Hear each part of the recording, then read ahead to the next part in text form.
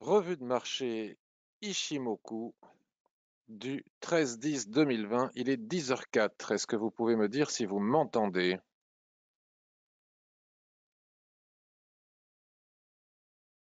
Ok, c'est super. Eh bien, écoutez, j'avais un doute sur le son. Je vous remercie d'être aussi nombreux ce matin à cette revue de marché. Je vous salue, tous les anciens. Je vous souhaite la bienvenue, les nouveaux et les nouvelles, puisque nous avons souvent le plaisir d'avoir des dames parmi nous. Si vous venez pour la première fois, sachez que je ne donne aucun conseil en investissement personnalisé. Je ne partage pas de signaux de trading ni d'investissement et je n'enseigne pas non plus l'utilisation de l'Ishimoku au travers de ces webinaires. Pour ce faire, vous avez le site avec toutes ces ressources que vous pouvez étudier, que vous pouvez exploiter, explorer en faisant défiler la page et vous trouverez toute une série de choses intéressantes pour vous former à l'Ishimoku, des vidéos, le blog, le forum sur lequel je vous incite. Si vous souhaitez progresser avec Ishimoku, il faut absolument que vous alliez sur le forum, que vous vous inscriviez, que vous partagiez vos analyses, même les perdantes, et vous verrez, vous trouverez plein de membres expérimentés qui vous aideront à progresser en vous indiquant ce qui va et ce qui ne va pas dans vos analyses. Et accessoirement, vous pouvez aussi accéder à mes formations et lire tous les avis à propos de mes formations. D'ailleurs, je remercie vivement les personnes qui se donnent, qui prennent le temps de mettre un petit avis après avoir acheté mes formations. C'est vraiment très, très, très sympa. N'oubliez pas que je ne les modère pas, c'est-à-dire que parfois, par exemple, là, je vois qu'il y a, je n'ai pas lu, voilà, Béatrice, Robert, Léo, je n'ai pas lu, elles sont immédiatement publiées. Vous pouvez les publier immédiatement sans qu'elles soient modérées. Je reçois une notification, mais parfois j'oublie même de les lire. Nous allons passer désormais au marché des actions. Je vous invite aussi à lire l'avertissement sur les risques qui est ici et en même temps, j'en profite pour vous saluer puisque j'ai beaucoup de plaisir avant de commencer chaque revue de marché à regarder les commentaires que vous envoyez avec l'onglet commentaires de ce logiciel. Question. C'est là que vous pouvez aussi poser vos questions pendant la revue de marché. Bonjour Didier, Salomon. Bonjour Guy qui est arrivé, qui est reparti, qui n'avait peut-être pas de son. Bonjour tout le monde de la part d'Eline et de Salomon. Bonjour à toutes et à tous. William, bonjour Joe. Euh, qui est-ce qui est Nous avons d'autres. Olivier, Pascal, Loïc, Anthony, William, Mathieu, Xavier, Guy, Antoine, Henri, Christelle, euh, Mathieu, Xavier, Gérard, deux Gérard, Alfred, Romain. Enfin, vous êtes très nombreux aujourd'hui, donc je vous remercie. Nous allons passer au graphique et je vais vous dire comment est-ce que l'on va procéder aujourd'hui. Vous avez encore posé beaucoup de questions et je vous en remercie. Je vais faire différemment. Je vais commencer aujourd'hui par mes propres analyses. J'espère qu'elles iront assez rapidement parce que finalement, j'ai pas grand-chose à dire. Plus on s'approche des élections américaines et plus je prends du recul sur le marché. Néanmoins, nous avons vu hier durant la revue de marché Forex que finalement mon analyse n'était pas mauvaise en ce qui concerne les indices, ils ont bien continué leur progression telle que je l'envisageais. Et ça ne m'étonne pas, puisque de toute façon, si les sondages ne se trompent pas, si Joe Biden devait l'emporter, ça ne modifierait pas grand-chose à l'enthousiasme des marchés qui s'appuient davantage sur les banques centrales que sur le candidat à la Maison-Blanche. Par contre, ce qui pourrait être ennuyeux, c'est qu'on n'avance pas au niveau du plan de relance. Je ne sais pas où ça en est, je n'ai pas regardé aujourd'hui. Mais bon, s'il n'y a pas de signature du plan de relance avant les élections, il y en aura après, donc ça ne change pas grand-chose non plus. Ce qui serait vraiment compliqué, c'est qu'il n'y ait pas un candidat net, clair et précis et que les élections soient contestées. Ça, évidemment, ça pourrait poser un problème. Le marché n'a pas l'air de trop se soucier non plus des rebondissements liés au Covid. Bon, il y a polémique hein, sur le Covid entre ceux qui disent il faut arrêter ces histoires de tout bloquer l'économie, ceux qui disent oui, mais tout va mal au niveau de la santé et ça repart comme en 40. Moi, la vérité, c'est que j'en sais rien. En tout cas, ce que je sais, c'est que le marché ne semble pas s'en soucier outre mesure. On peut imaginer que si les banques centrales continuent à inonder le marché de liquidités, que ça se passe pas trop mal au niveau des élections aux États-Unis, c'est-à-dire que si on a un candidat qui est choisi de façon claire et incontestable, ce qui n'est pas gagné d'avance, hein, et s'il y a une progression en termes de médicaments ou de vaccins à propos du Covid, les choses pourraient accélérer toujours à la hausse. Par contre, évidemment, si on ne trouve toujours pas de médicaments et que la crise du Covid s'amplifie à un moment ou à un autre, ou si le candidat américain n'est pas clairement élu, ça peut être compliqué. Donc, dans ces circonstances, il est préférable peut-être de lever le pied pendant un certain temps. Maintenant, alors Didier me demande s'il est préférable d'être liquide avant les élections. Oui, je pense que si on est un swing trader, il est préférable d'être liquide avant les élections. Si on investit comme moi en actions sur du très long terme, je peux aussi faire du swing trading, mais là, je n'ai pas de position ouverte en swing trading. Je suis liquide en ce qui concerne le swing trading. Si on fait de l'investissement sur du long terme, il n'y a pas de raison d'être liquide, mais cela n'engage que moi, bien évidemment. Alors, je vais vous parler des actions dont j'ai pas arrêté de faire la promotion au cours des semaines précédentes et sur lesquelles, à mon avis, si on est un swing trader, justement, il serait peut-être temps d'engager, de prendre des bénéfices, pardon. Je parle bien de swing trader. Alors, je vous ai parlé, là on est sur mon portefeuille, je vous ai parlé de EDP Renovables, le gros producteur d'énergie renouvelable portugais. Regardez le doji, peut-être étoile filante, on ne sait pas encore, qui est en train de se mettre en place dans une situation de surachat sur le graphique journalier. Donc, alors je ne donne pas de recommandations, je ne donne pas d'investissement. Ceci dit, je n'ai pas arrêté de crier sur tous les toits les énergies renouvelables, les énergies renouvelables. Il y a vraiment matière à gagner des sous en investissement de long terme et en swing trading sur les énergies renouvelables. J'ai donné une multitude de points d'achat possibles. Vous voyez, moi-même, mon achat tardif ici à 14,22, on est désormais à 16,60, ce qui est quand même pas mal. Étant donné le doji que nous avons ici, si vous êtes en position sur EDP Renovables, je pense qu'il est opportun de prendre des bénéfices en swing trading. En investissement de long terme, je ne vois pas matière à sortir de position, mais cela n'engage que moi. Nous avions parlé aussi de l'ETF BNP Easy Low Carbone. Où est-il? BNP, où j'étais moi-même entré en position ici, hein, regardez. J'étais moi-même entré en position ici en bas du range. Nous avons atteint la borne haute du range. Je pense qu'il est temps pour un swing trader d'encaisser les bénéfices. J'avais parlé, bien évidemment, on va revenir sur mon portefeuille de Dassault Systèmes. Alors, où est-il? Dassault Systèmes. J'étais entré ici encore en bas de range, hein, comme vous pouvez le constater. Ça fait déjà maintenant plusieurs semaines qu'on taquine le haut du range. Ça ne veut pas casser. Nous avons des chandeliers de retournement. Nous ne savons pas si ça va casser. Mais si j'étais un swing trader et si j'étais entré comme je l'ai fait et en bas de range et comme je l'avais indiqué à l'époque, hein, j'avais alerté sur cette possibilité, j'encaisserais les bénéfices. Nous avons la même chose sur Legrand, où j'avais indiqué ici l'opportunité, moi j'étais rentré plus bas, j'avais indiqué ici l'opportunité de tenir compte de ce doji sur la borne basse de cette dérive latérale qui ne constituait que le deuxième point, mais grâce au twist du nuage, si vous suivez l'Ishimoku, vous savez que nous pouvons avant tout le monde déterminer les points bas d'un éventuel range. Pour cela, il faut bien connaître le fonctionnement de l'Ishimoku. Je pense que même si nous n'avons pas encore véritablement atteint la borne haute du range, vu les circonstances, il n'est pas idiot d'envisager d'encaisser les bénéfices puisque la plus-value est juste magnifique. Je parle toujours des swing traders. Nous avons, pareil, j'aurais pu rester dessus sur ma liste ETF, l'Amundi MSCI World SRI, hein, c'est le fameux MSCI World que tout le monde connaît, mais SRI, on pourrait dire ESG en français, qui vient d'atteindre pardon, vous voyez, j'avais acheté ici, moi, pour ma part, il vient d'attendre aussi un niveau de résistance important. Je pense que si vous êtes swing trader, j'avais aussi acheté ici, j'avais pris un renfort plus bas.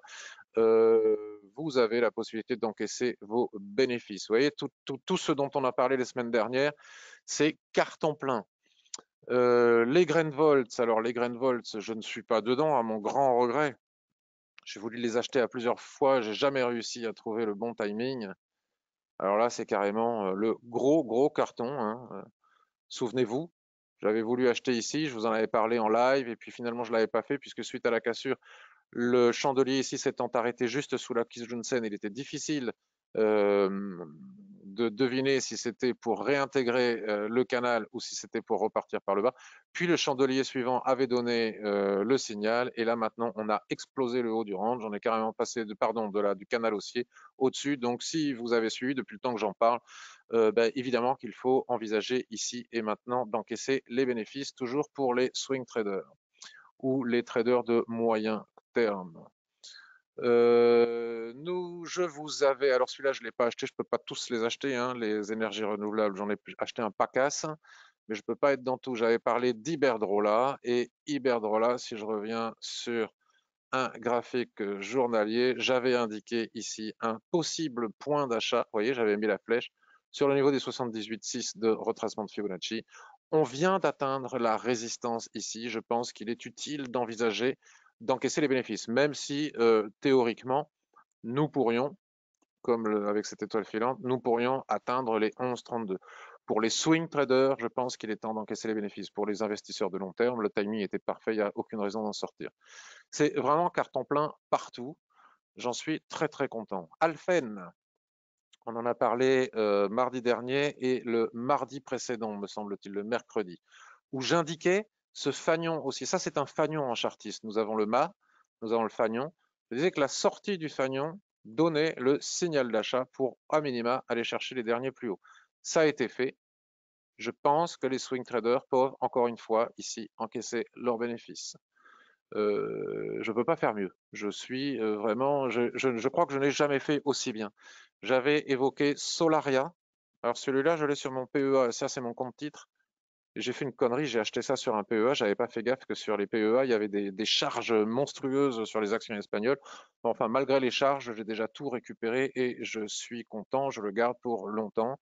Solaria, voyez-vous, j'avais indiqué ici le point d'achat possible après la chute ici de plusieurs dizaines de pourcents, 20% me semble-t-il. J'avais indiqué ici la possibilité d'acheter au niveau des 13,20 pour aller chercher les plus hauts ici à 17h30, on les a explosés. Si j'étais swing trader, j'encaisserais mes bénéfices. Si j'ai investi pour du long terme, je garde absolument ce magnifique titre espagnol Solaria. Qu'avais-je dit d'autre? J'avais parlé de Schneider Electric. Ça, j'ai toujours du mal à l'écrire.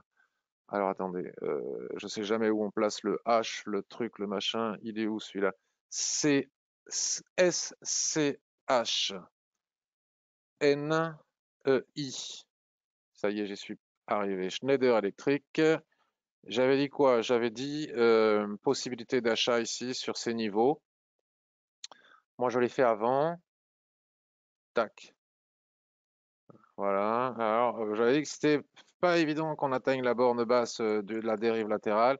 Et sur ces niveaux de support, vous voyez là où je suis entré à 101 machin, et possibilité d'acheter avec un stop en dessous, aller chercher le haut de la dérive latérale, ça c'est fait, on peut encaisser les bénéfices.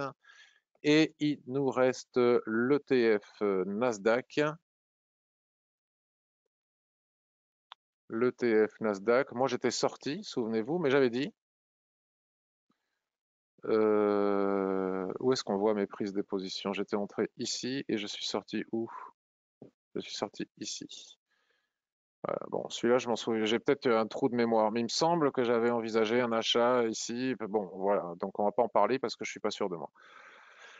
Voilà, tous les actifs dont je vous ai parlé au cours des semaines précédentes pour à la fois investir sur du long terme ou du swing trading, hein, je n'ai donné que mon analyse de l'Ishimoku, je n'ai pas donné de conseils en investissement, mais il se trouve que bon, c'est un gros carton et j'en suis très content. J'espère que certains d'entre vous, sur au moins certains de ces titres, vous en avez su en profiter. Alors maintenant, que pourrions-nous surveiller pour la suite? Alors tous les titres dont je viens de parler, on peut les surveiller en cas de cassure haussière, hein, évidemment. Ça permettra de rentrer dans une tendance, et toujours pareil, il sera peut-être pas trop tard pour y entrer en suivi de tendance en investissement de long terme. Maintenant, je vous parlais aussi, me semble-t-il, mercredi dernier, puisque c'était mercredi la semaine dernière qu'on a fait cette de Inter par fin, où j'indiquais que le titre était bien haut, mais qu'il fallait quand même le surveiller parce que je pense que ce titre va continuer à progresser, hein. Il fait vraiment partie du type d'action que j'adore, hein. Regardez, tendance haussière permanente, crise de Covid, reprise de 100% de toute la crise du Covid. On stoppe sur les derniers plus hauts avant la crise du Covid. Le jour où ça casse par le haut, on va monter maintenant un petit peu la borne ici. Le jour où ça casse par le haut, il y aura matière, selon moi, à envisager d'entrer en position. Si ça ne casse pas par le haut et que ça revient chercher les 38,95 ou les 40, on ne sait pas, quelque part ici, la longue ligne de tendance que nous avons ici depuis 2016, je pense aussi qu'il sera possible d'envisager un achat pour un suivi de tendance de long terme. La Kijun-sen, ici, hebdomadaire, pourrait être, qui représente 50% de toute cette dérive, pourrait être aussi un autre point d'achat. Donc, vous voyez, la ligne de tendance avec la Kijun-sen pas trop loin pourrait être, selon moi, et ça n'engage que moi, un possible point d'achat en suivi de tendance de long terme pour ce magnifique titre Interparfum qui a d'excellents fondamentaux. Nous avons ici la possibilité de tracer aussi une boîte et si le titre revient chercher, les prix reviennent chercher la borne basse de cette boîte, hein, vous voyez comme ça a été le cas ici, on constatera que cette borne basse de cette boîte coïncide avec cette ligne de tendance de très long terme. Et ce sera peut-être l'occasion à ne pas rater. Alors évidemment, il suffit que je dise cela pour que ça se passe autrement. Mais dernièrement, ça s'est bien passé. Donc si je fais ça et que j'en perds un, je ne serai pas trop malheureux. J'avais parlé il y a relativement longtemps du groupe Accel, les vélos. Je pense que c'est un titre qu'il faut continuer à surveiller et je ne serais pas étonné d'avoir même évoqué ici la borne basse du range à 23,35. Certains d'entre vous qui me suivent tous les mardis pourront peut-être me le confirmer.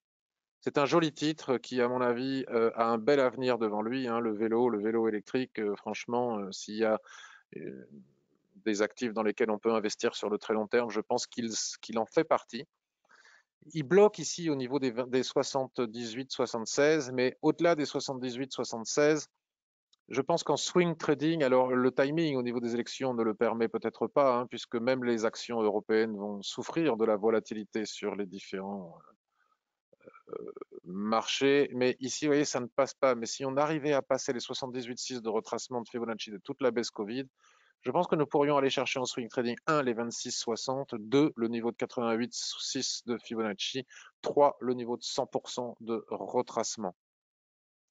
Et garder ce titre au-delà, si on n'est pas swing trader, pour un suivi de tendance sur du très long terme. Vetoquinol, alors Vetoquinol, c'est juste magnifique. C'est pas moi qui en ai parlé, c'est vous. Moi, j'ai jamais vraiment cru en ce titre, à tort. Et Vetoquinol explose tous ses plus hauts. Ouais, c'est quand même aussi un titre qui est en permanence haussier, hein. C'est tout à fait le type le genre d'action qu'il faut rechercher. Bien évidemment, dans les secteurs, euh, dans des secteurs d'avenir, pas dans des secteurs du passé comme l'aéronautique ou l'automobile. Ou voire même peut-être la banque. Mais voilà, vétoquinol, vétérinaire, produits vétérinaires. Bon, franchement, moi je voulais investir, j'ai entendu à la radio, c'était sur BFM, des gens qui ont inventé un truc extraordinaire, c'est des endroits pour incinérer les animaux, pour partir en famille avec les enfants, incinérer les animaux, plutôt que de les laisser chez le vétérinaire et qu'ils finissent au décarissage. Et je voulais absolument investir là-dedans. Je me suis dit, mais c'est magnifique. C'est vraiment un marché extrêmement porteur quand on voit aux États-Unis qu'ils mettent leurs petits chiens et leurs petits chats dans des poussettes, etc. Puis même l'attachement que nous avons avec nos animaux, je serais même moi capable de faire cela. Mais c'est pas encore coté en bourse. Donc bon, Vetoquinol l'est.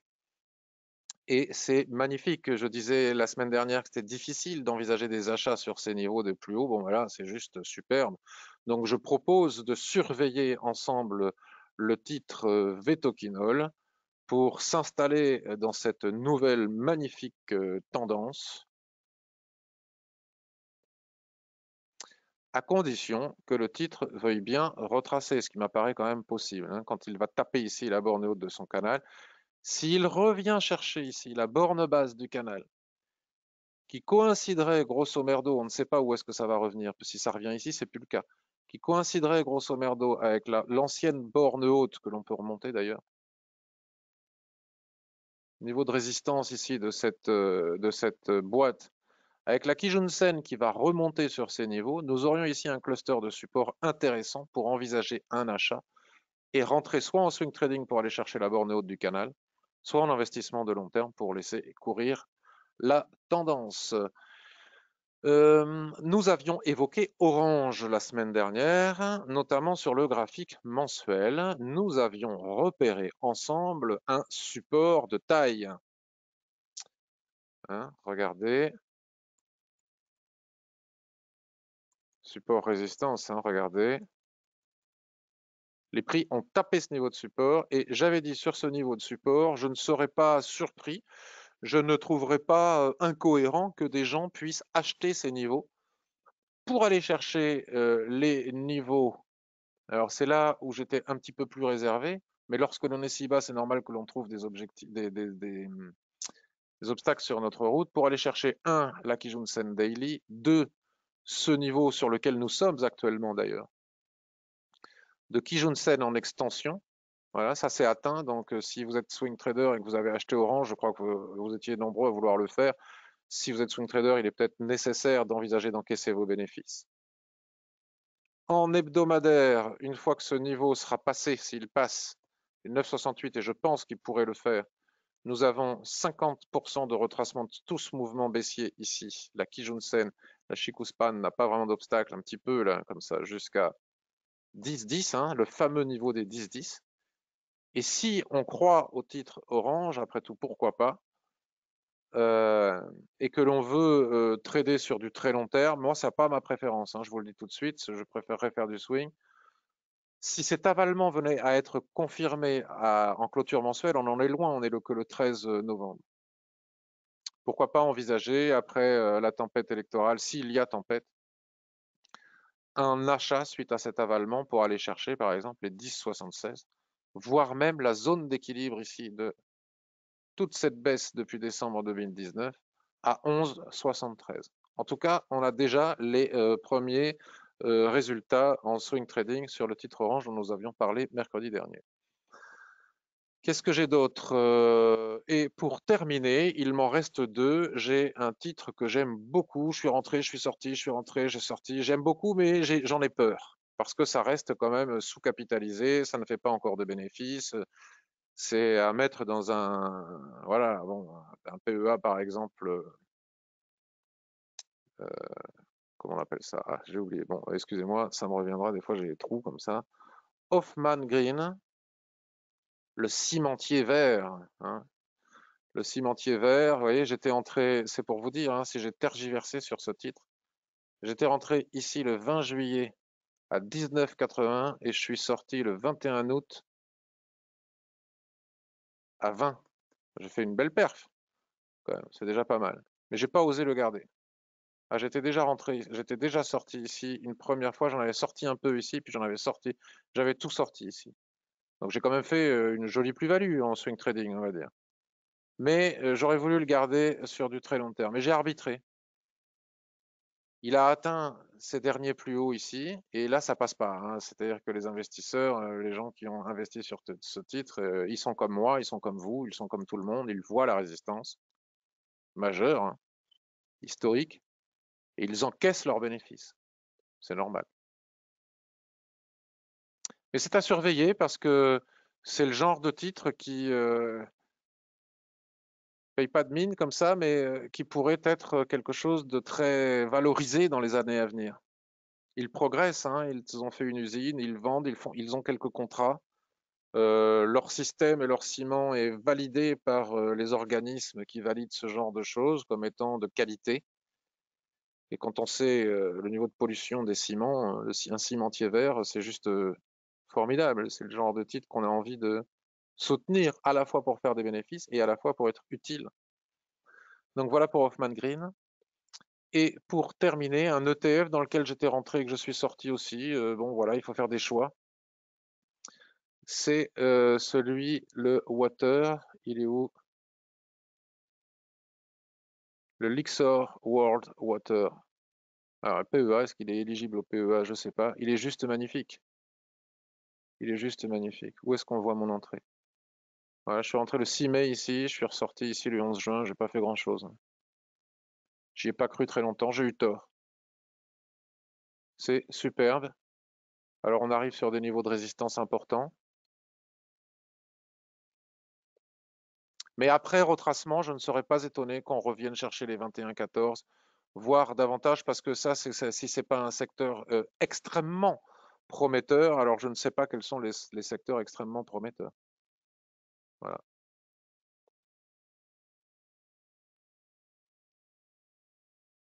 Je vous montre sans commentaire. Si vous connaissez les Shimoku, vous comprenez ce que je vous montre.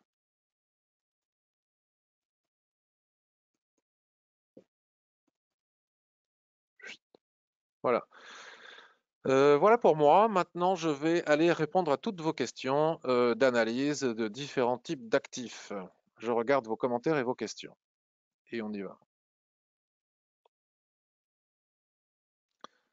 Alors, bonjour Alfred, Romain, Damien, Antoine, René, William. Je cherche un ETF indexé au prix du charbon, carbone. Je n'en trouve pas. Quelqu'un aurait-il un tuyau? Nous dit William. Très peu de volume sur Vetoquinol. Absolument, Romain. Il n'en empêche pas moins que ça casse tout. S'il est éligible, il y a un PEA dans son nom, nous dit Gérard. Parfait. Didier, sur ton screener, figure et bougie, j'ai posé la question sur le forum et aucune réponse. Ah, mais ça, c'est pas gentil que tu n'aies pas eu de réponse. Mais comme, en même temps, le screener, comme il n'est pas sorti publiquement, personne ne le connaît à part moi. Et j'ai pas le temps d'être partout. Donc, je m'en excuse, Didier. Je vais essayer de te répondre maintenant. À quoi correspondent les numéros de 1 à 9 sur le screener? Ah oui, alors c'est pas celui-là, c'est l'ancien screener. Aux figures, alors je les connais pas toutes par cœur, mais si tu sais les reconnaître, tu vas le reconnaître facilement. Admettons, je dis ça au hasard, le 1 c'est un doji, le 2 c'est un marteau, le 3 c'est une étoile filante, le 4 c'est une étoile du soir. Donc les numéros correspondent à une configuration de chandelier japonais de retournement. Par exemple, ici, tu le sais comme moi, donc je ne considère pas ça très utile puisqu'il suffit de les lire soi-même. Ici, nous avons une magnifique étoile du soir, donc peut-être que ça correspond au numéro 5, 6 ou 7. Voilà à quoi correspondent ces chiffres. J'espère avoir répondu à ta question, Didier. Désormais, je vais aller répondre à toutes vos questions d'analyse. Il y en a des super pertinentes et des super intéressantes, à commencer par Gérard, qui s'interroge à 26,5 sur Corian. Peut-on renforcer pour un investissement de très long terme? Premiers achats vers 31, nous dit-il. Que dit l'analyse? Alors, je vais vous dire ce que dit l'analyse, puisque moi, je ne vous dis pas à quel niveau il faut acheter ou vendre, puisque ça, je ne le fais pas, je ne donne pas de conseils d'investissement. Ce que je sais, c'est que je suis en perte sur mon titre Corian, sans inquiétude aucune.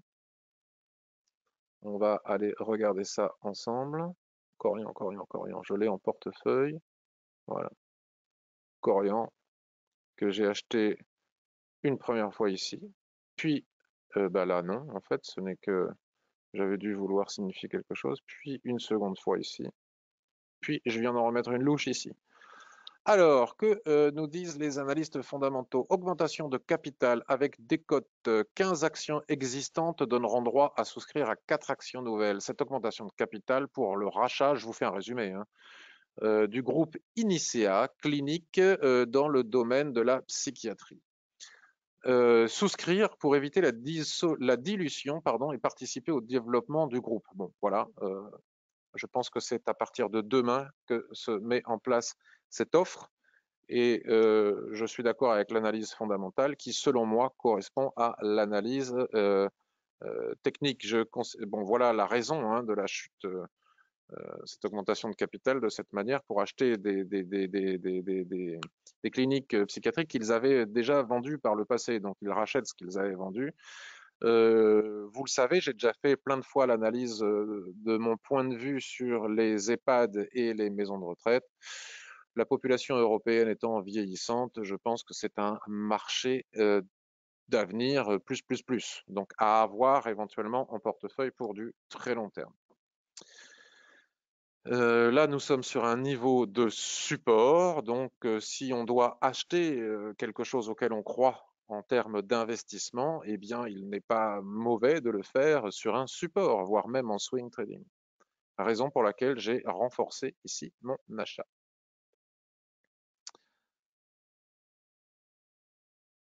Alors, on a une grosse question de Christophe après. Je vais y répondre tout de suite. Christophe, bonjour Patrick. Ma question est, sur mes stop suiveurs de long terme, j'ai acheté Koninklijke DSM à 103 le 30 mars et renforcé à 128 le 18. Je souhaiterais savoir où mettre au mieux mon stop.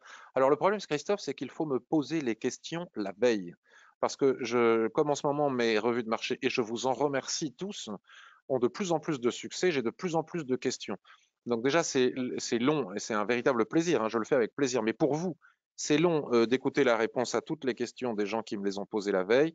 Donc je ne peux pas, je n'ai plus le temps, sauf si j'avais moins de questions à un moment donné, de répondre aux questions qui me sont posées en direct. Donc si tu le souhaites et si tu l'acceptes, repose ta question lundi prochain suite à l'envoi de la newsletter par email et j'y répondrai avec beaucoup de plaisir.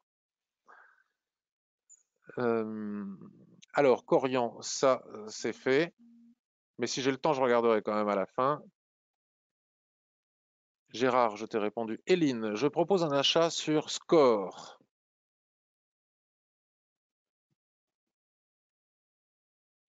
Je propose un achat sur Score. Est-ce que je suis bien sur Score SE? Oui, c'est ça. Je surveille une sortie par le haut du range journalier pour aller chercher les 27,44. Peut-être faudra-t-il que j'attende un retour sur la zone d'équilibre du range journalier à 23,18.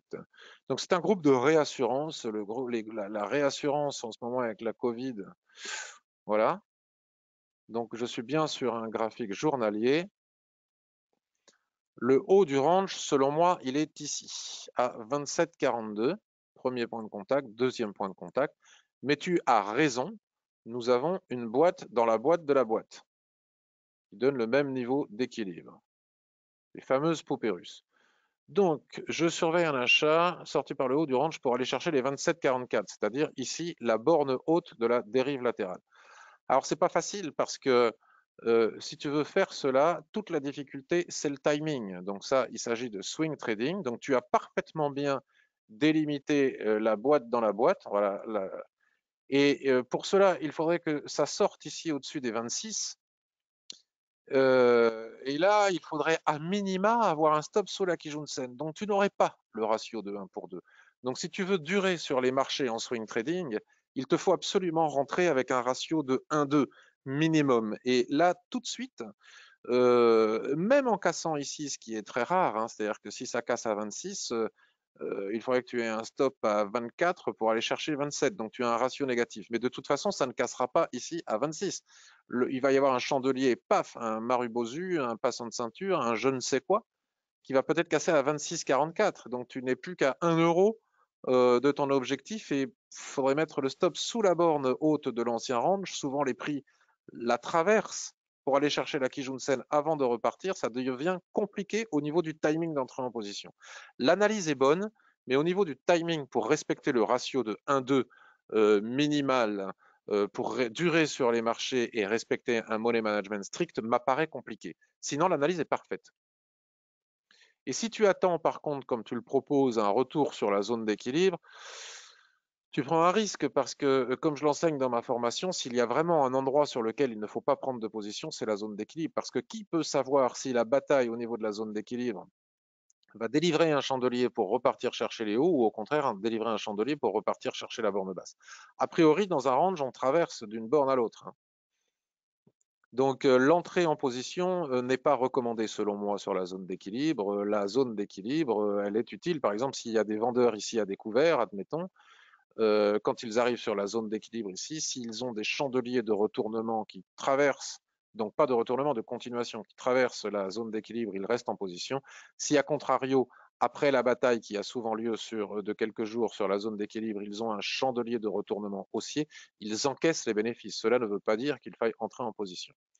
Voilà pour score.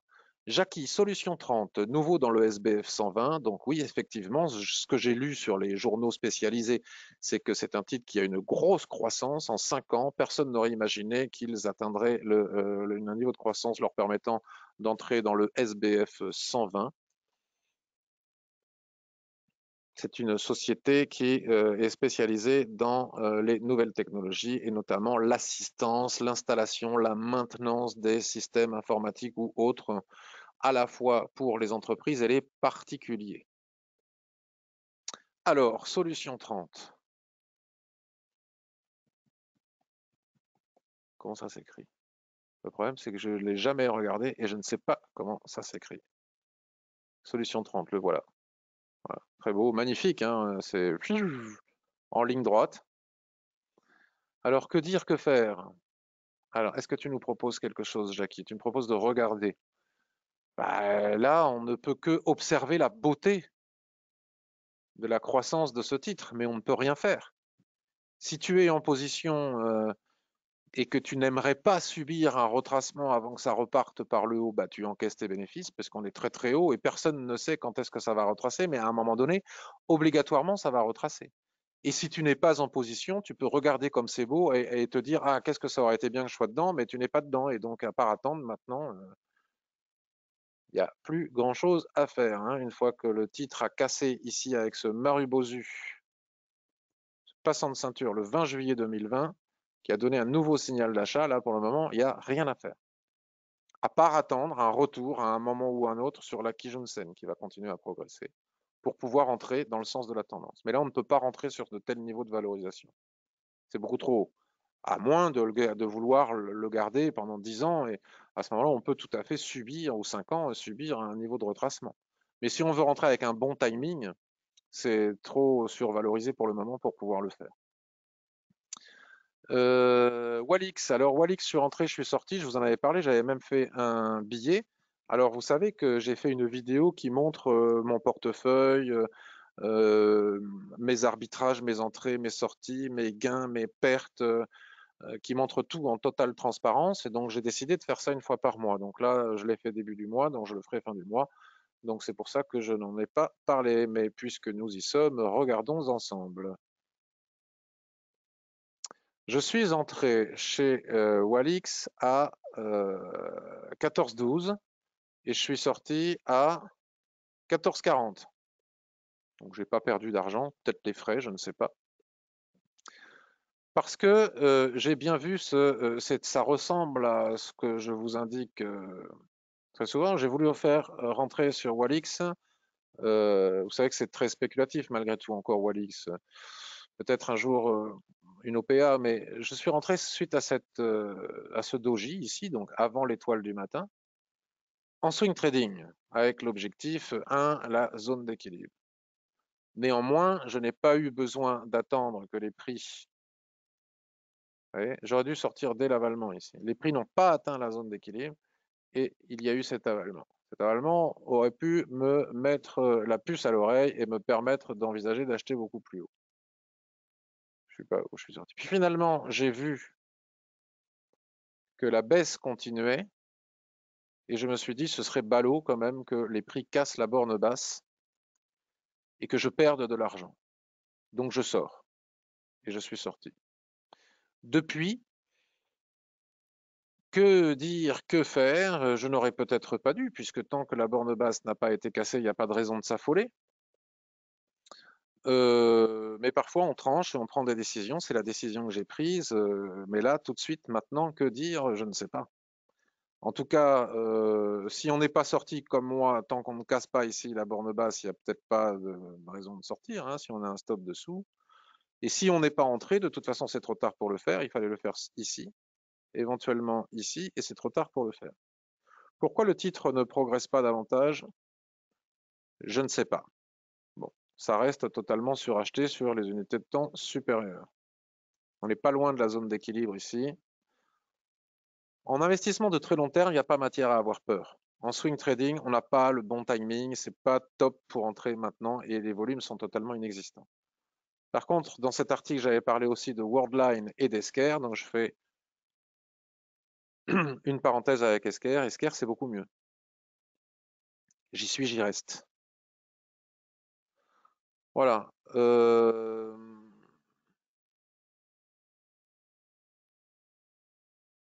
Gérard, que pensez-vous de l'analyse de Eurofins Scientifique? Donc, c'est une biotech spécialisée dans la bioanalyse, une valeur Covid, disent les spécialistes, acteur clé en cas de crise sanitaire.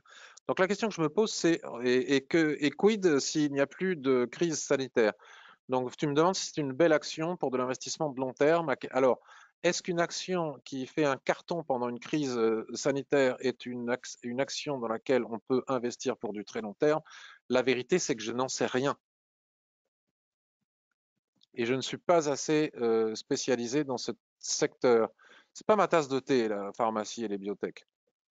À part Sanofi, éventuellement, j'ai d'autres préférences, comme vous l'avez compris. Alors, Eurofins scientifique. Maintenant, d'un point de vue technique, de toute manière, là, il n'y a rien à faire, techniquement parlant.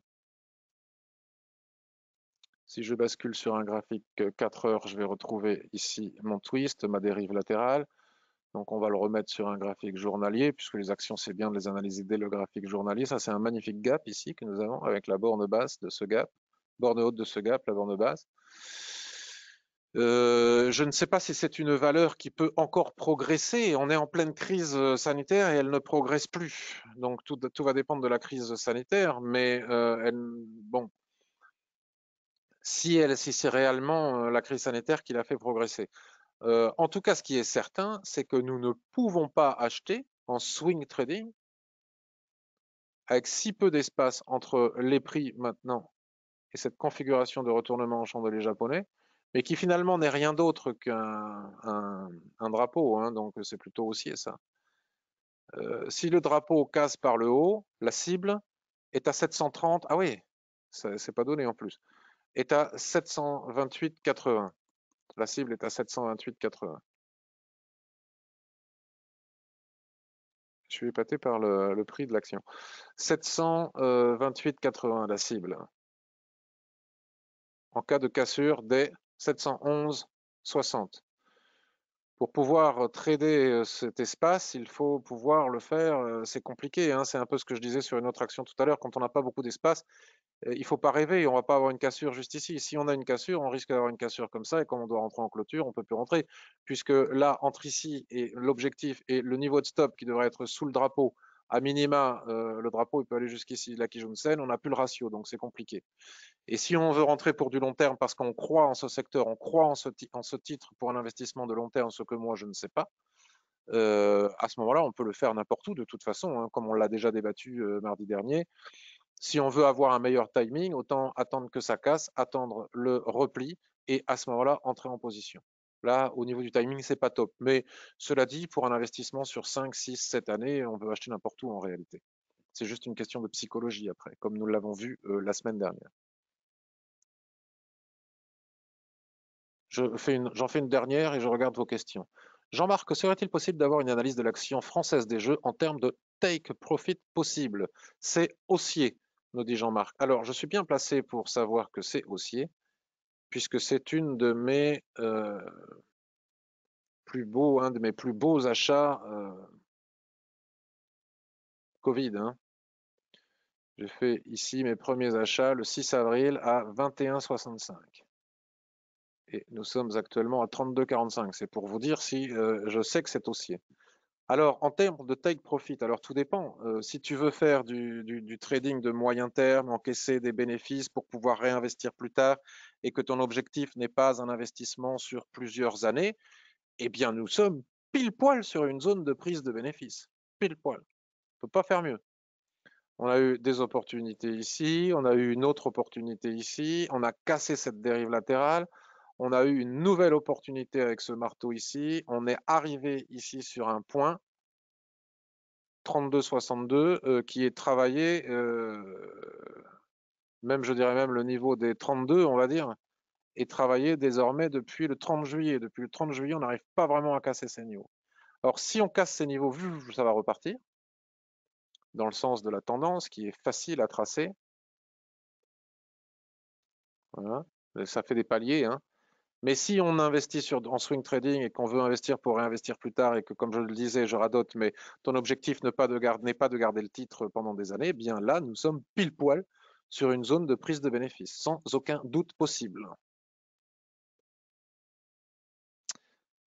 Wilfried, peux-tu analyser le Stoxx 600 banques et BNP et Crédit Agricole? Alors, les banques, moi, je pense qu'avec les taux extrêmement bas, etc., les banques, c'est pas vraiment une valeur d'avenir, mais encore une fois, ce n'est que mon point de vue. Alors, si je devais en choisir une parmi les deux que tu as citées, je choisirais BNP, hein, tous les analystes sont d'accord là-dessus. Tu regardes les analyses fondamentales dans les journaux de type Le Revenu, Investir, Zone Bourse ou autres, tout le monde dit et explique pourquoi BNP et pas Crédit Agricole. Une fois que l'on a dit ça, alors BNP. BNP, souvenez-vous, j'avais acheté BNP tout en bas ici, regardez. J'avais dit, le 22 avril, j'avais acheté BNP ici et j'ai encaissé ici, vous voyez, j'ai acheté à 25,12. Ce qui est bien, c'est que je ne peux pas raconter de bobards, hein, tout est sur les graphiques, hein. J'ai acheté le 22 avril ici, souvenez-vous, j'en avais parlé, j'avais dit que c'était une opportunité incroyable de faire cet achat ici. Et j'étais sorti à 35,30, donc j'ai fait un joli bénéfice.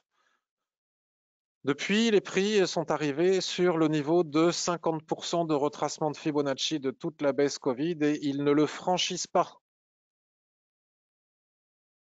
10 février. Et ça, c'est un véritable problème. Toutes les actions qui sont confrontées, j'en ai parlé mercredi dernier, à cette situation ne sont pas, à mon avis,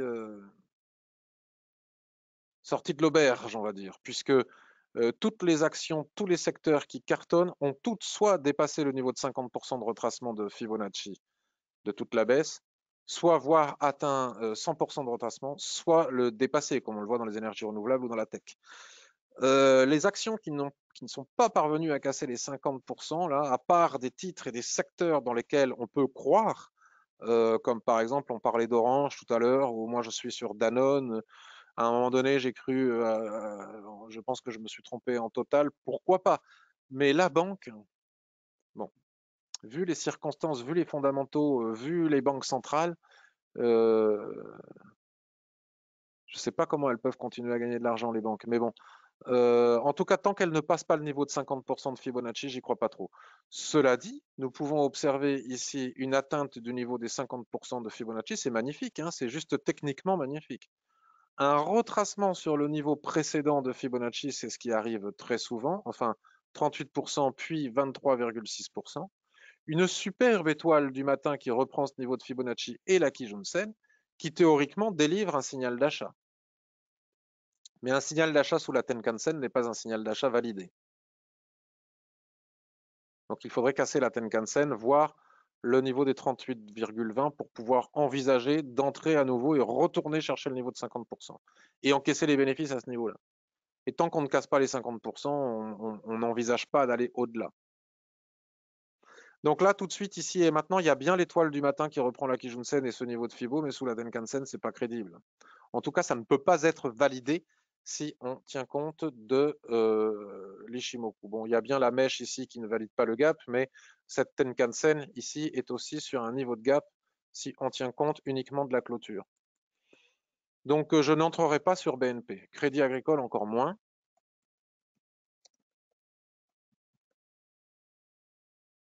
Pas parce que je m'y connais, mais parce que j'ai lu ce que nous expliquent les analystes. Alors, on va tracer les Fibos, toute la baisse Covid. On a bien notre niveau de 50% pile poil sur la SSB. Ici, on a cassé le niveau des 23,6 sur lequel tente de rebondir BNP, donc Crédit Agricole aussi, mais là, on est carrément sous la Kijun. Et on n'arrive même pas à refranchir le niveau des 23,60 à la hausse, donc je n'achèterai pas Crédit Agricole. Je ne vendrai pas à découvert non plus, hein, mais je n'achèterai pas Crédit Agricole. Et puis après, pour les fondamentaux, c'est pareil, la technique, c'est pareil. Et tu me parles de l'ETF Stoxx 600 Banks. Alors, ça ne va pas être beaucoup mieux, hein. Alors, on va taper son code puisque tu me l'as donné. SX7P. SX7P. Eh bien, c'est pas joli joli. Voilà. Le support hein, de la baisse Covid. Ce qui est utile dans ce genre de. Bah, franchement, c'est pas le genre de titre. Pourquoi investir là-dedans, quoi? Alors qu'il y a tellement mieux. Mais ce n'engage que moi, encore une fois. On peut parier sur une amélioration du secteur et c'est très très bas et c'est très bon marché. Si on va par là, je peux comprendre. Mais est-ce qu'il faut acheter du très bon marché des secteurs qui souffrent en espérant qu'ils puissent remonter en cas d'amélioration de la crise Covid? Pourquoi pas? C'est ce que certains font aussi avec l'automobile ou l'aéronautique ou le tourisme. Pourquoi pas? Mais là, tout de suite, personnellement, moi, je ne le ferai pas, mais ça n'engage que moi. C'est-à-dire que les prix, depuis qu'ils ont atteint le niveau de leur plus bas, ici, ils n'ont même pas retracé de 23%. En tout cas, ils l'ont fait, mais ils sont été rééjectés par le bas. Mais pourquoi pas, hein? Pourquoi pas faire un achat ici avec un stop en dessous et puis attendre, et ça peut tout à fait fonctionner et marcher. Et prendre ce risque, je pourrais tout à fait le comprendre. Mais personnellement, je ne le ferai pas. Voilà pour les banques. Je regarde si vous avez des commentaires et des questions et je continue. On a bientôt fini. Salut Jean-Claude qui est en retard avec le décalage horaire. Ben écoute, je te salue depuis le Japon. Tu es au Japon et ça fait très très très très plaisir.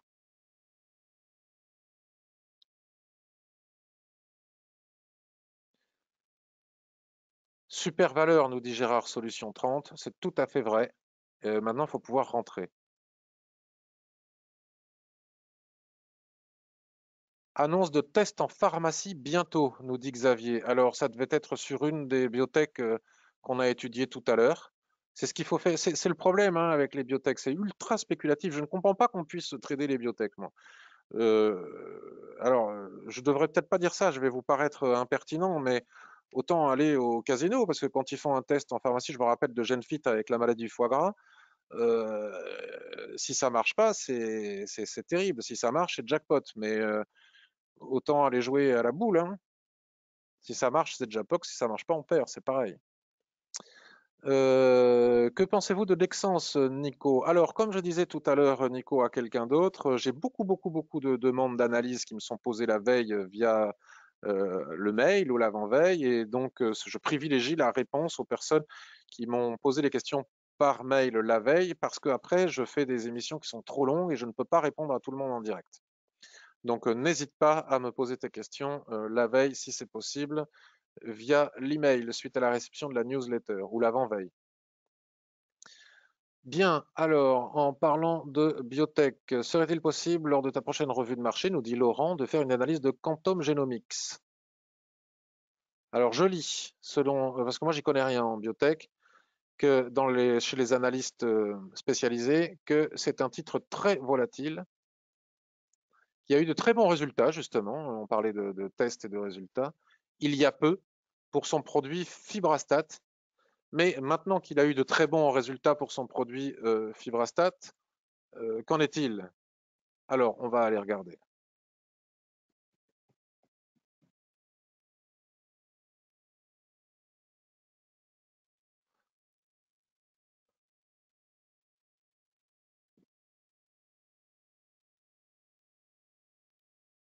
Alors là, c'est pas compliqué d'un point de vue technique parce que nous venons d'atteindre un niveau de résistance important qui a été cassé, mais à l'intérieur, mais les prix, voilà, hop, une sorte, on va dire, ne m'en voulez pas les puristes, une sorte de bébé abandonné, en tout cas d'étoile du soir.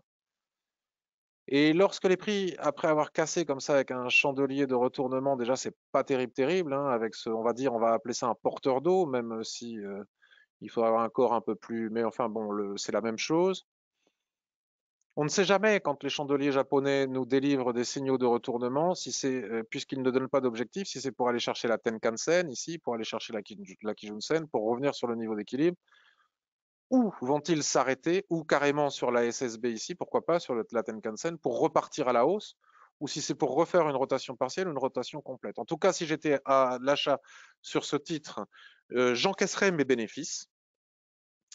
En cas de clôture journalière à l'intérieur de la dérive latérale ce soir là, à 17h30, j'encaisserai mes bénéfices. Si ça repasse en haut, je garde.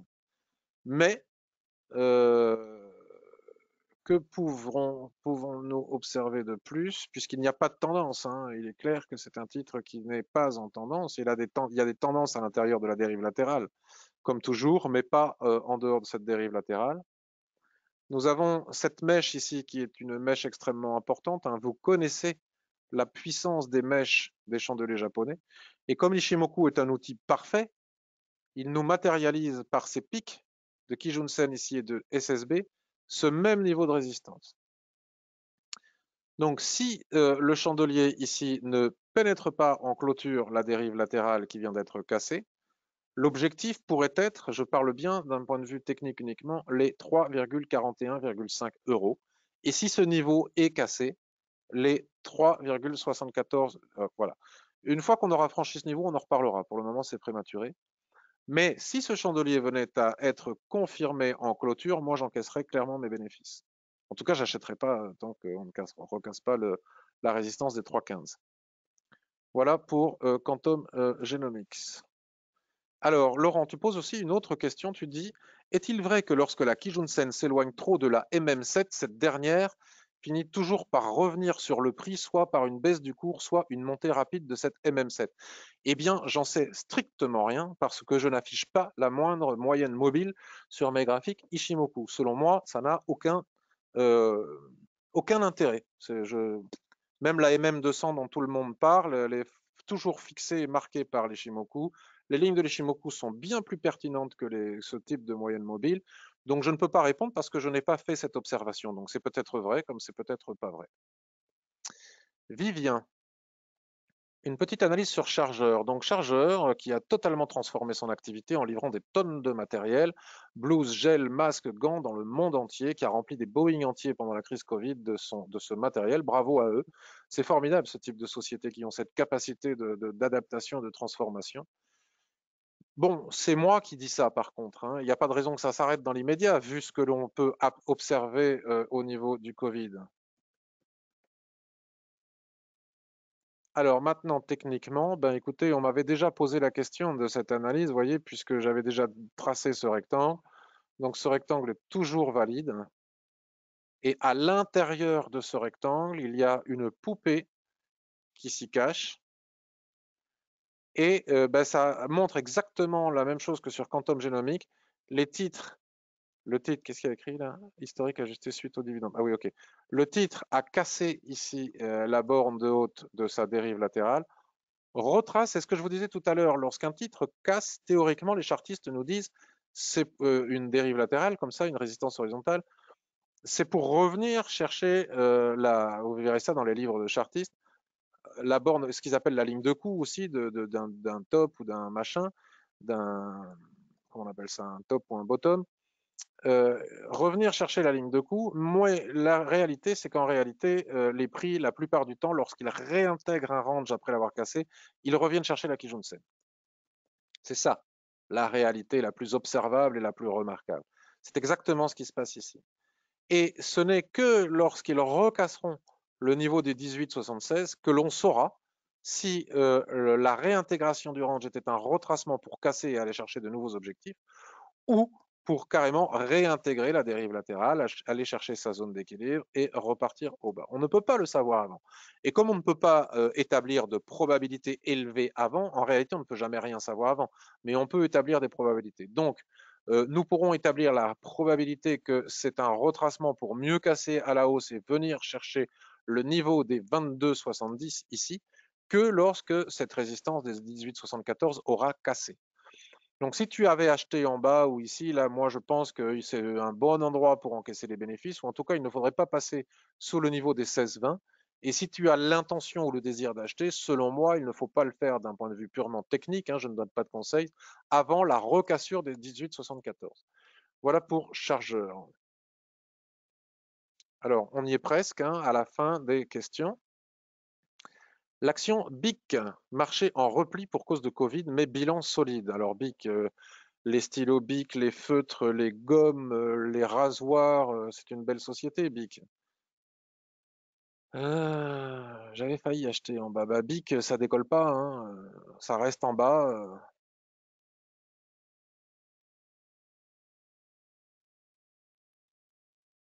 Ça veut pas y aller, hein. Ça dérive latéralement entre le point bas ici des 40,76 et les 52,85. Pour envisager d'acheter BIC en swing trading, il serait évidemment pertinent d'attendre que les prix reviennent chercher le niveau de support correspondant à la borne basse de cette dérive latérale, puisqu'il n'y a pas de tendance, encore une fois, c'est-à-dire à minima le niveau des 40,60, avec un stop impératif sous le niveau des 39, 38,50. Pour viser 1, la Kijun-sen à 45,28, 2, les 47,04, 3, la borne haute de la dérive latérale ici. En tout cas, rien tant qu'on ne revient pas chercher le niveau de support. C'est logique.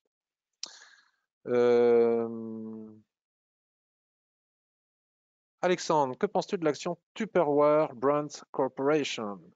Tup. Non, pas tu-o.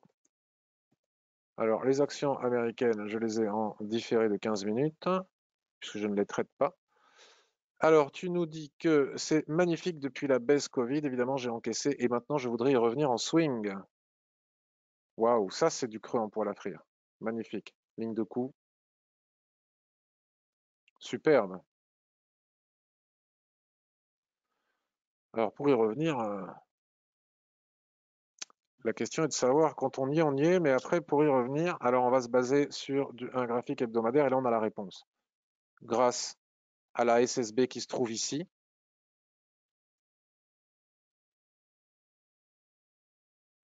alors, où tracer notre résistance? Bon, là, on a une résistance évidente, hein, puisque ici, c'était un support.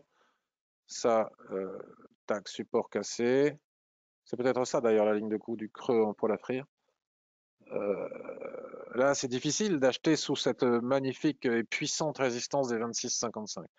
Je dirais tant qu'on ne casse pas les 26,55, il n'y a pas moyen d'envisager de réacheter. La Tenkan-sen ici n'est pas considérée comme un niveau souvent suffisant. Le surachat reste important vu l'éloignement entre la Tenkan-sen et la Kijun-sen, le tout englobant l'épaisseur du nuage.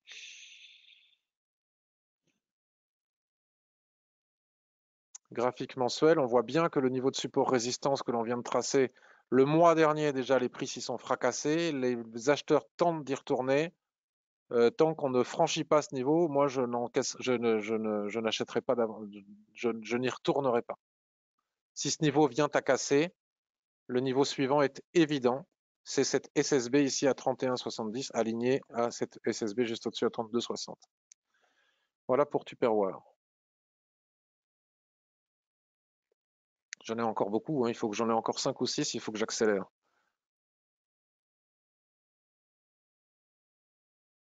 Louis, merci pour mercredi dernier, l'analyse de Jinko Solar, belle plus-value, mais elle est repartie comme une fusée et je crains de l'avoir acheté trop haut. Par contre, sur OI Glass, comme prévu, comme tu l'avais dit, elle a calé sur les 12 dollars, mais ça passera la prochaine fois. Donc, je suis content de ne pas m'être trompé. Enfin, c'est Ishimoku qui ne se trompe pas.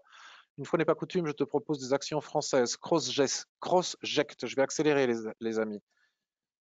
Je vais faire de l'analyse super rapide. Crossject. Crossject. J'arrive pas à le prononcer, ça. C'est comme Schneider Electric, que j'arrive pas à l'écrire. Crossject. On pourrait faire un virlang. Crossject. Que j'ai dans mon PEA.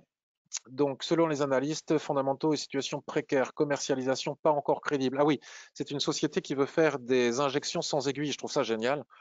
D'auto-injection médicamenteuse, c'est un titre sur lequel j'avais déjà fait une plus-value. Mon PRU, mon nouveau PRU est de 3,20. L'objectif est toujours le même moyen long terme avec prise de bénéfice au passage pour muscler des comptes qui ne sont pas très gros. Et pour le moment, ça marche pas trop. C'est bien dommage. Louis, mon PRU est à 3,20. Oula.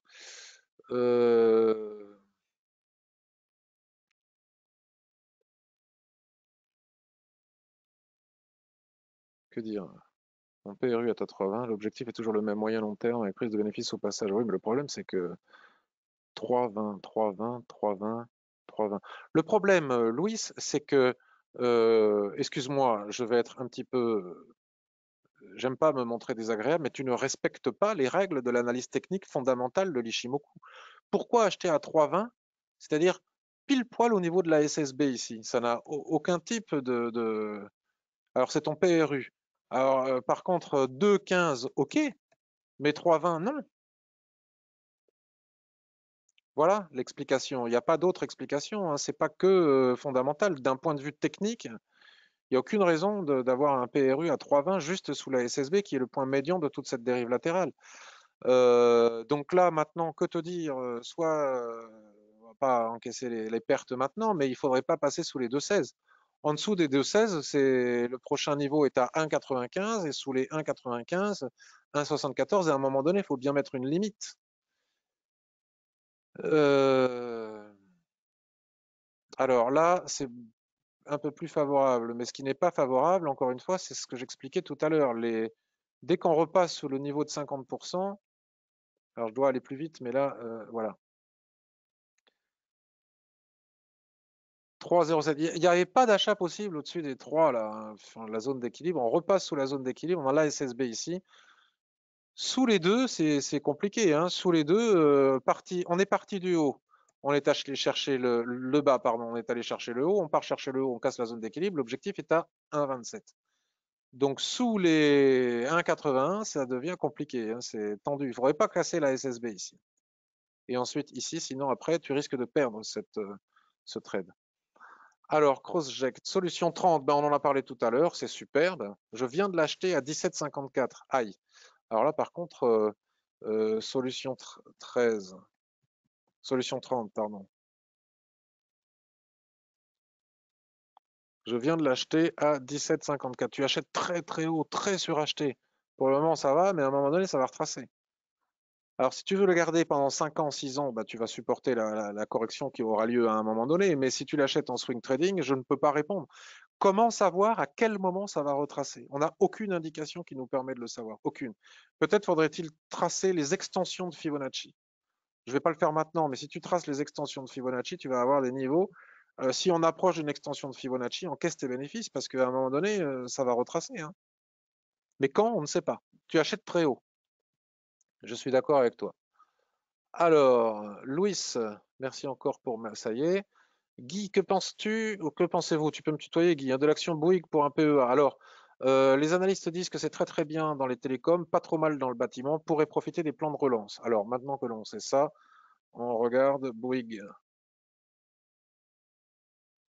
Euronext, Paris. Alors, franchit difficilement la fameuse zone des 50% de tout le retracement Covid qu'on a établi tout à l'heure. Néanmoins, il le franchit. Il casse il casse les niveaux de 50%, il retrace en dessous, ce qui n'est pas bon signe du tout, et avec cette étoile du matin sur ce niveau, il reprend, il y a eu dividende, il reprend rien du tout. Il ne parvient pas à reprendre le niveau des 50%. Il reprend la Kijun-sen ici. Donc tant que le prix ne parvient pas à reprendre le niveau de 50% de retracement de toute la baisse Covid, c'est même pas la peine d'envisager de l'acheter. S'il le fait, à ce moment-là, ce sera utile de l'envisager. Alors, Gérard, pour du court terme, moyen terme, WeConnect est spécialisé dans la conception, la fabrication et la distribution professionnelle de matériel et de produits informatiques et péri-informatiques. Alors, les analystes disent que les ventes ont explosé pendant la cadence va être dure à tenir, hein. Ils proposent d'envisager de prendre des bénéfices. Alors, allons regarder. WeConnect,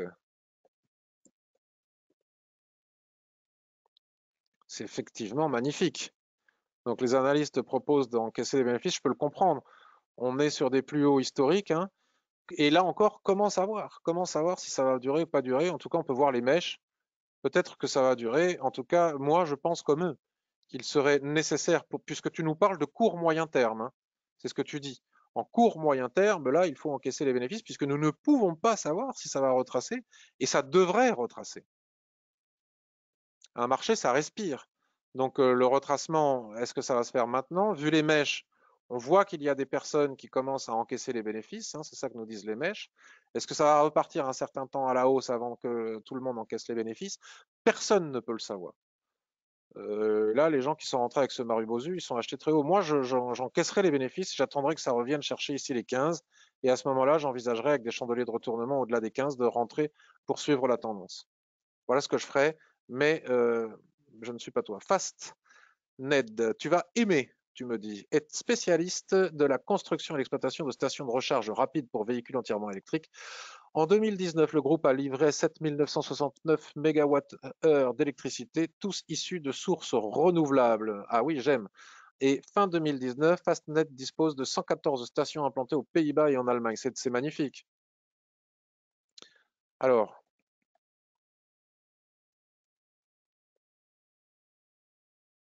Euronext Amsterdam. Oula, par contre, c'est joli, hein, techniquement parlant. Ça a cassé ici un niveau important, mais que faire, que dire? 14 euros.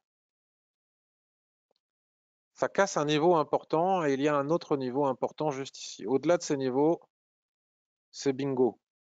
Donc là, si tu es dedans, je pense que tu peux tout à fait envisager d'aller chercher les 17,90, qui est le niveau de résistance juste au-dessus. Et si le niveau des 17,90 casse, le niveau des 19,26.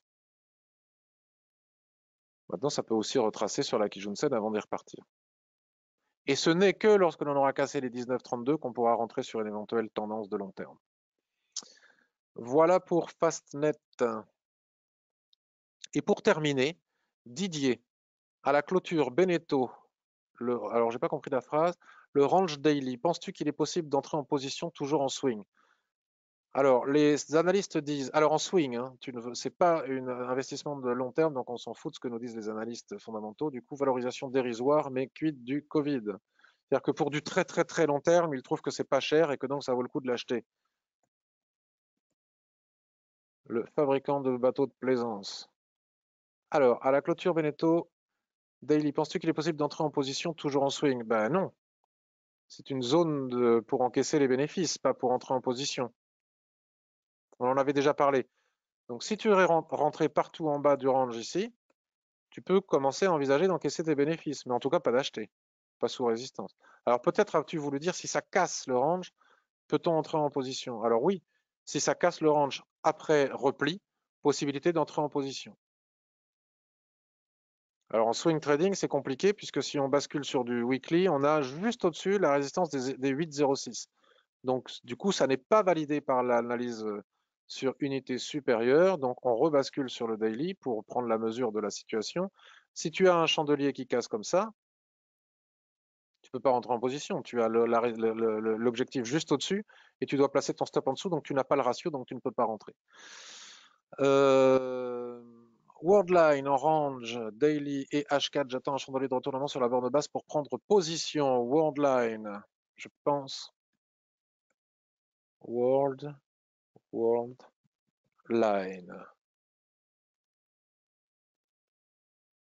C'est tout à fait ce que je disais les semaines précédentes et donc j'adhère totalement. Je pourrais même comprendre qu'on prenne position dès maintenant avec un stop sous les 65,50, 65,20 pour aller chercher les 81. La zone d'équilibre à 76 et les 80. Je pourrais tout à fait comprendre que l'on fasse cela. Absolument d'accord avec toi.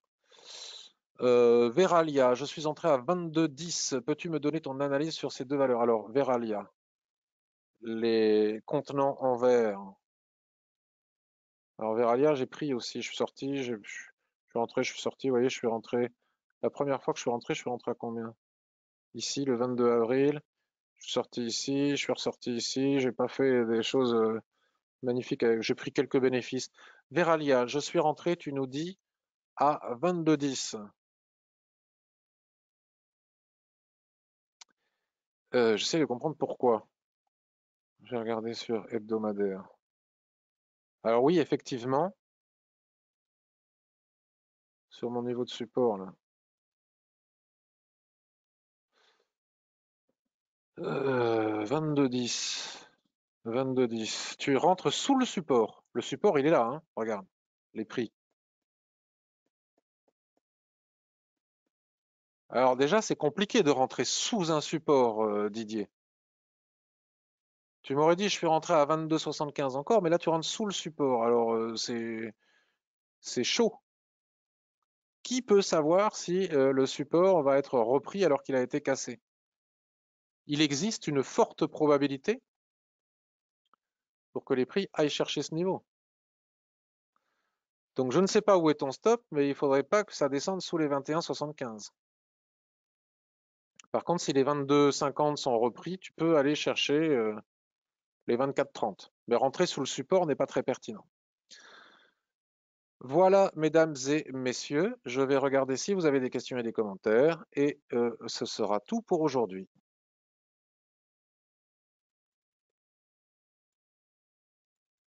Alors, j'ai oublié une action, Gérard, me dis-tu, que tu as posée la veille par mail. Fast, je viens de le faire, mais je les ai fait dans le sens inverse. J'ai inversé les plus récentes avec les plus anciennes. J'espère que tu étais encore là pour les entendre.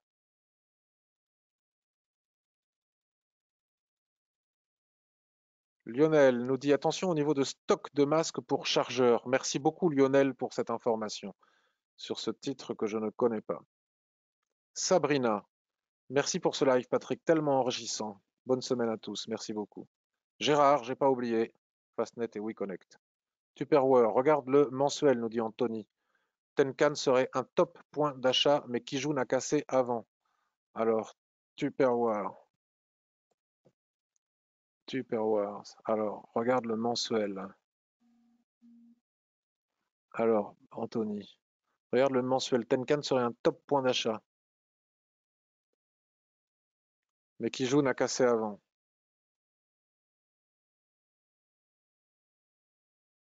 C'est effectivement un fort niveau de support. Je suis tout à fait d'accord. Il y en a un juste en dessous, à 12,30. C'est quand même très, très, très, très baissier, hein. Donc c'est très baissier. On a retracé de 50%. Moi perso, j'achèterais pas, mais j'achèterais plutôt au-dessus des 27,10. Mais pourquoi pas? Euh, Merci une nouvelle fois, Patrick, nous dit William. Merci à toi. Merci, Patrick, pour tes analyses, Gérard. C'est très gentil. C'est moi qui vous remercie. Alors, Gérard, pour répondre à une question d'un auditeur, voici un ETF sur le charbon. Vanek. Alors, je crois que si je fais un copier-coller, alors je vais essayer de le mettre ici. Et comme ça, Vanek. Alors, Vanek. VCT. Coal. Envoyé à tous. Paf, normalement tout le monde le voit. Vanek VCT Coal. http://bourserama.com tracker court entre parenthèses KOL. Mais j'investirai pas là-dedans, nous dit Gérard. Moi non plus. Merci Patrick et bonne semaine Roberto. Merci à vous. Merci à tous. Merci pour tous vos remerciements. Qui a subi une attaque informatique. Comble pour un spécialiste de la sécurité informatique. Parlerais-tu de Walix, Xavier? C'est effectivement, ce serait un comble. Antoine, CGG, mais est-ce que CGG, tu me l'as demandé la veille par mail, Antoine? Allez, je le fais vite fait. CGG, mais si je réponds à ton analyse, pourquoi pas celle de... Ah, mais CGG, c'est pas CGG. Ça, c'est CGG, ça? Ben, c'est tout vilain. Ben, c'est hyper, ultra, méga baissier et il n'y a aucune raison d'envisager d'acheter CGG. Voilà, c'est rapide. Ah, Verimatrix, Xavier. Ok. Alors, William nous dit c'est pas le charbon. Bon, alors, écoutez. Je vous souhaite une excellente semaine. Je vous remercie pour votre écoute. J'espère que vous avez profité de tous les titres dont j'ai parlé en introduction, qui nous ont donné beaucoup de satisfaction. Moi, je vais très clairement lever le pied. J'envisage même de peut-être ne pas faire de revue de marché prochainement pour cause d'élections aux États-Unis. Je vous tiendrai informé via la revue, la newsletter. Merci à tous. Merci de diffuser un maximum la vidéo que je vais diffuser sur YouTube, sur les réseaux sociaux, de la partager, de la cliquer, de la commenter, de la doigter, j'allais dire, de la pousser, de la doigter bleue. Et Merci de votre gentillesse, amabilité. Grâce à vous, je progresse chaque jour et je vous en remercie très vivement. Bye bye.